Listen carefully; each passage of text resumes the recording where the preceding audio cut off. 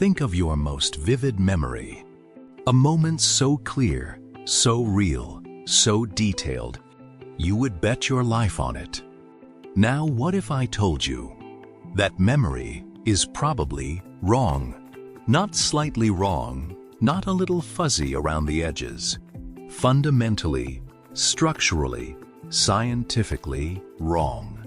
And what if I told you that every time you remember it, you make it less accurate? This isn't a theory. This isn't philosophy. This is one of the most thoroughly proven findings in all of neuroscience. And once you understand it, it will change the way you see your past, your relationships, your identity, and everything you think you know about yourself. Most people think of memory like a video camera. Something happens, the brain records it, and whenever you want to remember, you press play and watch the footage. This is completely wrong. Memory is not a recording.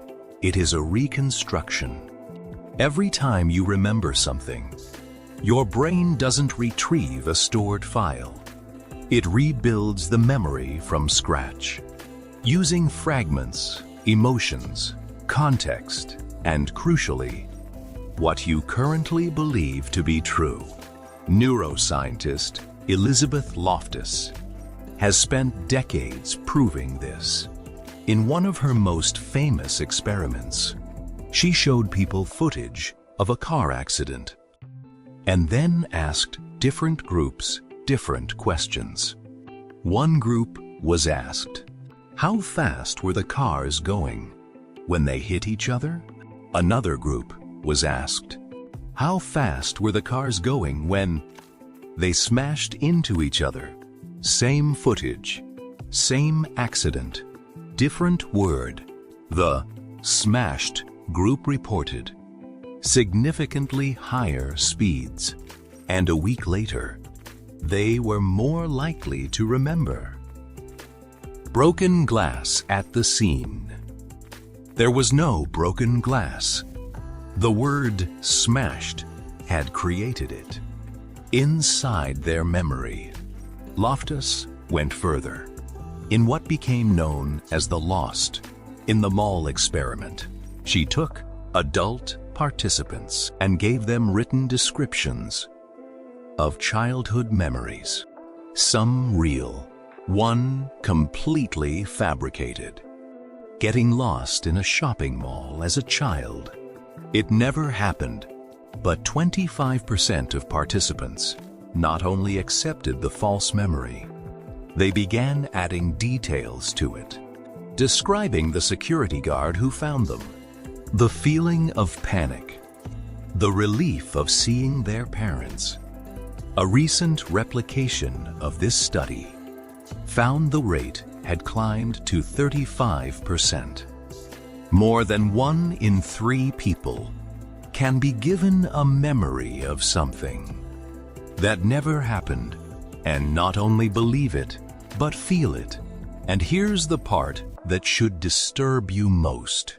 False memories feel exactly like real ones. The same emotional weight, the same sensory detail, the same absolute certainty. There is no internal alarm, no signal that says, this one isn't real. Your brain cannot tell the difference between a memory it recorded and a memory it invented. Now, let's bring this out of the laboratory and into your actual life. Think about a conflict you've had with someone you love, a misunderstanding, a betrayal, a moment that hurt you. You remember exactly what they said. You remember exactly how it made you feel. You are certain. But here's what science tells us. Your memory of that event has been altered. Every single time you've thought about it, your current emotions colored it. Your current beliefs reshaped it. The story you've told about it changed it.